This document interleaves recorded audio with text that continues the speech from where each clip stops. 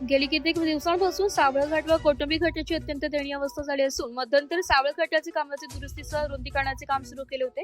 मात्र वन विभागाच्या काही अडसरीने ते थांबवण्यात आले असल्याने तालुकाभरातील विविध पक्षातील पदाधिकारी यांनी वारंवार पत्रव्यवहार निवेदने देऊनही घाट रस्त्याच्या कामाला गती मिळत नसल्याने रास्ता रोको आंदोलन करण्यात आले. नाशिक पेठ राष्ट्रीय महामार्गावरील तोंडवळ फाटा येथील चौफुलीवर दिनांक 23 रोजी दुपारी 1 वाजेपासून रास्ता रोको आंदोलन छेडण्यात आले. दोन्ही घाट रस्त्याची झालेली अत्यंत धोकादायक व जीवघेणी परिस्थिती असताना वारंवार अपघाताची मालिका सुरूच असते. याच पार्श्वभूमीवर मागील काही महिन्यांपूर्वी जिल्हाधिकारी यांनी या मार्गावरील अवजड वाहतूक बंद होणार असल्याचं फरमान काढले होते. मात्र ते या मार्गावरील धुळीतच विरले असल्याचं दिसून आले. याच मार्गावर चाचडगाव नजीक टोलनाका व पेठच्या पुढे गुजरात सरहद्दी नजीक आरटीओचा तपासणी नाका असो यांच्यासाठीच वाहन चालकांकडून पैसे मिळावेत म्हणून अवघड वाहतूक बंद केली जात नसल्याचे आरोप होत असले तरी ते तथ्यहीन आहे. 15 मार्च रोजी येथील आरटीओ चेक नाक्यावर राजस्थान राज्यातील वाहन चालक चेकपोस्टवर वरील कॅबिनमध्ये पैसे देऊन परत आपल्या वाहनाकडे जाताना रस्ता ओलांडत असताना एका वाहनाने धडकली. त्याचा जागीच मृत्यू झाला. या मृत्यूस जबाबदार त्या दिवशी कार्यरत अधिकाऱ्यावर सदोष मनुष्यवधाचा गुन्हा दाखल होण्याची मागणी शिवसेना तालुका प्रमुख शिंदे पद्माकर कांबडी यांनी आंदोलनादरम्यान लावून धरली आहे. बाहेर राज्यातील वाहन चालकांनी आंदोलनस्थळीच आपत्ती कथन केली की येथील नाक्यावर लवकर पैसे घेण्यासाठी वेळप्रसंगी तेथील कामावर मारझोडेही करतात. याबद्दल विचारणा करता उपस्थित आरटीओ अधिकाऱ्याने समर्पक उत्तरे दिली नसल्याने तणावाचं वातावरण झाले होते. वन विभागाच्या अधिकाऱ्यांनी रस्त्याच्या कामादरम्यान काही वृक्ष येत असून केंद्र स्वस्तरावरील वरिष्ठांच्या परवानगीने ते काढण्याबाबत पत्रव्यवहार केला असल्याचं सांगण्यात आले. लवकरात लवकर परवानग्या मिळवण्याचे आश्वासन दिल्याने आंदोलन मागे घेण्यात यावे. यावेळी माजी आमदार धनराज महाले, भास्कर गावित, नंदराम गवळी, धर्मराज चौधरी, पद्माकर कांबडी, गिरीश गावित, सुधाकर राऊत, करण करवंदे, रामदास वाघेरे, तुळशीराम वाघमारे, विलास अलबाड, विजय देशमुख, गोपाळ देशमुख, श्याम गावित, सुरेश पवार, हिरामण मवळे, तहसीलदार शिवाजी गवळी, नायब तहसीलदार दीपक गौवर्धने, विविध शासकीय विभागाचे अधिकारी कार्यकर्ते उपस्थित होते. त्याच्यावर खुलासा करणार हे सगळं मान्य आहे, परंतु ही जी लाईव्ह तक्रार आहे आता तुमच्या समोर, एक मिनिट ऐका तर खरं नाही, नोंद घेणार म्हणजे आम्हाला तर सांगा. 700-800 रुपये जे घेतले जातात त्यांचं काय म्हणणं आहे? त्यांचं म्हणणं असं आहे की आम्ही सर्व कागदपत्र बरोबर आहे, आम्ही सगळ्या नियमांमध्ये बसतो. आम्हाला वसुली करत असताना, एक मिनिट नाही, आम्हाला वसुली करत असताना त्यांचे फक्त डोळे दिसतात, मास्क घालतात आणि मास्क घालून आणि वसुली केली जाते. मग ह्या सगळ्या गोष्टीचं 1 मिनिटात उत्तर द्या का बाबा मास्क कशामुळे घालतोय. ही एवढी लोक बसलेली आहे साहेब, ही एवढी लोक सकाळून बसलेली आहेत.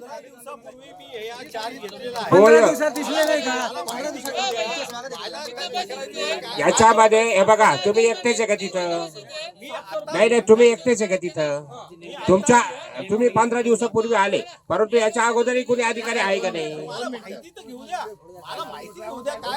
माहिती घेता पण आता वसूल करता. ये तुम्ही असं फळ काढून आम्हाला एका मिनिटात उत्तर द्या. ही जे आता सांगतायत यांचं काय म्हणणं आहे? आता सांगता येतं म्हणणं जे कोणी अधिकारी आहे आम्ही त्यांच्या विरुद्ध कारवाई करू. बघा साहेब, त्यांचं असं म्हणणं आहे की आम्ही बाहेरच्या राज्यातून येतो, बाहेरच्या तालुक्यात जिल्ह्यातून येतो, आम्हाला या ठिकाणी रात्रीच्या अडवलं जातं. अडवल्यानंतर आम्हाला त्या आरटीओ कोण आहे काय तोही दिसत नाही. आम्हाला ते मास्क घालून डोळ्यात फक्त डोळे दिसतात आणि ते पैसे द्यावे लागतात. पैसे काय द्यायचे की आमचं सर्व बरोबर असताना सुद्धा पैसे काय द्यायचे हेच आम्हाला कळत नाही. तर आम्हालाही कळू द्या, त्यांनाही कळू द्या. तेच म्हणणं हजर ना, ह्या कंप्लेंट मी लगेच वरिष्ठांपर्यंत कंप्लेंट तुम्ही आता हजर होते ना तिथे. आम्ही मंत्री महोदयांकडे बैठक लावतो आणि त्या ठिकाणी आम्हाला 15 दिवसामध्ये तालुका कृती समिती अधिक इथं जे अधिकारी आहेत यांची परिवहन मंत्री प्रताप सर नाईक यांच्याकडे आम्ही टायमिंग पक्षीय पेठ, कौटुंबिक घाट आणि सावळ घाट या घाटासंदर्भात माझे आमदार महाले साहेब, आमच्या तालुक्याचे नेते भास्करजी गावित आणि सर्व पक्षीय तालुका प्रमुख यांच्या नेतृत्वाखाली हा रास्ता रोको जो आंदोलन केलंय, हे मागे 2-3 वेळा हे आंदोलन झालं. परंतु या ठिकाणी मॅडम आता जो प्रत्येक जण प्रश्न करतो, प्रत्येक जण हे करतोय, मला हा प्रश्न यांना विचारायचा आहे, जर समजा प्रोसेस परवानगीच नव्हती मग त्या रस्त्याला टेंडर निघाला कसं? झाला का? बर, दुसरी गोष्ट जर समजा झाडे शासनाची परवानगी मिळेल, फवारणीची परवानगी मिळेल तेव्हा मिळेल, परंतु आज मोठे मोठे खड्डे 1-1 फुटाचे खड्डे पडलेत. सावळ घाट आणि कोटंबी घाट. कॉन्ट्रॅक्टर कोण आहे? झक मारतोय तो काय करतो? उपटतो का? हा? फक्त पैसा घ्यायला कमवायला एवढंच आहे का? अरे किती लोकांना त्रास होतो तो विचार केलाय का? आणि आम्ही आंदोलन केलं का आमच्यावर केसेस? अरे का आम्ही का चोऱ्या करतो का? डिपार्टमेंटने याची दखल घेतली पाहिजे. पोलीस डिपार्टमेंटने कशासाठी? जर यांनी वेळीच केलं असतं तर आम्ही आंदोलनाला कशाला बसलो असतो? कशासाठी बसलो असतो? आणि कशासाठी हे करतोय? अरे लोक आम्हाला विचारतात आमदार साहेब काय करतात, माझे आमदार काय करतात, खासदार काय करतात. आम्ही म्हणतो आम्ही सत्तेत नाही. लोक म्हणतात अरे तुम्ही सत्तेत नाही पण याला जागा करा ना. यांच्यावर गुन्हा दाखल रितसर करावा लागेल तोंडी आदेशावर. आणि दुसरी गोष्ट मॅडम, आता त्यांनी सांगितलं अहो या ठिकाणी माझे खासदार आज ते हयात नाहीत, कैलासवासी चव्हाण साहेब. त्या माणसाने ह्या अधिकाऱ्यांना सर्वांना बरोबर घेऊन त्यावेळेस केंद्राचे हे रस्ता PM-JSY या झरी रस्त्याला तुमच्या हजारो झाडं तुटले, हजारो, काही म्हणजे 500 झाडं नाही. झरी, उमरत, इकडं बिलकस हे सगळे फॉरेस्ट मधून येणारे रस्ते. पण त्यावेळेस चव्हाण साहेबांनी सांगितलं अरे वर्षा आदिवासी माणूस या रस्त्याने यांना डोलीत लोकांना न्यावं लागतं पेशंटला. त्या अधिकाऱ्यानं मिटिंग घेतली, मग सब DFO असेल DFO असेल सर्वांना, आणि त्यांनी सांगितलं साहेब बिंदास करा. त्या लोकांनी कुठली केसेस नाही, काही रिपोर्ट नाही, काहीच नाही.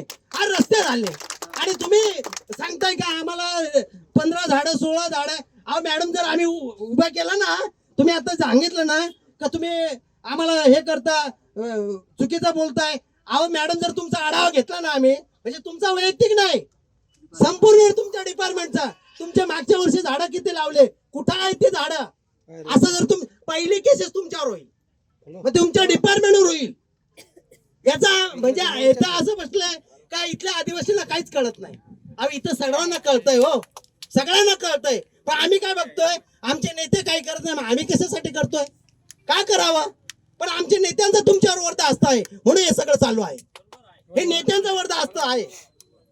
या ठिकाणी पालकमंत्री असतील, आपले मंत्री महोदय असतील, आमच्या नामदार महोदय असतील, खासदार असतील, यांनी जर तुम्हाला वेळीच हे केलं असतं तर ही वेळ आम्हाला रस्त्यावर बसायची आली नसती. ही काय वेळ आले, ही काय वेळ. गोड बोलून चालणार नाही. जेव्हा चव्हाण साहेब सत्तेत नव्हते तो माणूस, केंद्रातही सत्ता नव्हती, राज्यातही सत्ता नव्हती, एक खासदार म्हणून होता, पण काम करण्याची इच्छाशक्ती होती त्या माणसाकडे.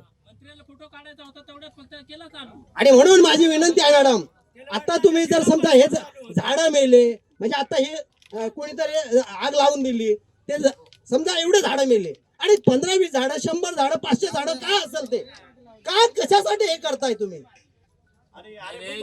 पैसे भरले डिपार्टमेंटने, आणि डिपार्टमेंटने पैसे भरून सुद्धा आता ते तोडलेले झाडं काय. इथं आता तू मागे आमच्याकडनं एखादा पोल टाकायचा असेल, आगमने साहेब साधा पोल टाकायचा असेल फॉरेस्टच्या याच्यामध्ये इतकं वेटीस धरलं होतं माले साहेब. त्यावेळेस चव्हाण साहेबांनी बेड माळला पाणी पुरवठ्याची विहीर होती, त्या विहिरीवर पाणी न्यायला म्हणजे लाईट न्यायला तिथे फॉरेस्ट मधूनच. मग त्यावेळेस चव्हाण साहेबांना सांगितलं, चव्हाण साहेबांनी मिटिंग घेतली, सांगितलं अरे जो कोणी फॉरेस्टवाले येतील वाजवून काढा, जर त्यांना विनंती आपली कळत नसेल वाजवून काढा, काय होईल पाहून घेऊ. आणि घ्यायला झाडं काढले, पोल टाकले, लाईट गेले, काय झालं. पण यांना जोपर्यंत आपण चांगलं घेत नाही ना तोपर्यंत हे असेच वागतील आपल्याशी. हे काय सुधाकर रावचं माडी बांधायची नाही, सुधाकर रावचं घर किंवा माले साहेबांचं किंवा भास्कर शेठचं घर बांधायचं नाही किंवा वाघमारे साहेबाचं, हा सार्वजनिक विषय आहे. इथं तुम्ही अधिकाऱ्यांना आमची विनंती आहे, तुम्ही ह्या गोष्टीकडे दुर्लक्ष केलं पाहिजे. अरे तुमचे लोक कुठंतरी आता मला काल परवा एका माणसाने आता साहेब ना घरकुल बांधतो, हो त्याने लाकडं थोडेफार दरवाजे केले असतील, यांचं मशीन घ्याल तिथं. अरे तुमच्या फॉरेस्ट मधून तर लाकूड नाही त्यांनी तोडून नेलं. मॅडम माझ्या तिथं या, तुमचा करंजाळी क्षेत्र पुलाजवळ मी कमीत कमी त्या फॉरेस्ट माझ्या बाजूने जे जंगल आहे ते फक्त सुधाकर राऊत लोकांना बोलतोय भांडतोय, अरे हे झाडं वाढलंय तर तुमच्या कामात येईल. आणि तुमचं फॉरेस्टचं जेवढं जंगल आहे तेवढं सगळं म्हणजे ते तुमचंच आहे, परंतु आमचा तिथं दबदबा आहे. आम्ही सांगतोय की बाबा हे तुम्हाला भविष्यात कामात येईल. आम्ही ते जंगल राखलंय. आणि काल कोणतरी परवा मॅडम आले होते, अर्ज दिला का म्हणजे त्यांना तो हे पण नाही, क्षेत्र पण माहित नाही तुमच्या फॉरेस्टच्या लोकांना. अर्ज दिला देवगावच्या माणसाने, ती जमीन त्या लाकडाचं म्हणजे कुठेतरी झाड तोडलं त्या देवगाव शिवारात, आणि तेच चौकशीला कुठं आले, करंजळी शिवारात. म्हणजे तुमच्या लोकांना हे पण ज्ञान नाही, म्हणजे कुठं काय शिवार आहे. जर तुम्हाला आम्ही विचारलं, मागे पण तुमची बाजू आम्ही घेतली होती ज्यावेळेस तुम्ही नवीन आलात, त्यावेळेस आम्ही तुम्हाला विचारत होतो किती झाडं लावलेत, कुठं आहेत, काय आहेत. आम्ही सांगितलं मॅडम नवीन आहेत, आता दोन 3 महिने झाले त्या अभ्यास करून, आणि खरंच तुम्ही कामाच्या आहात, काय तुम्ही कामाच्या आहात. परंतु आमची विनंती आहे. एसबीआय न्यूज साठी तालुका प्रतिनिधी प्रकाश पगारे, पेठ.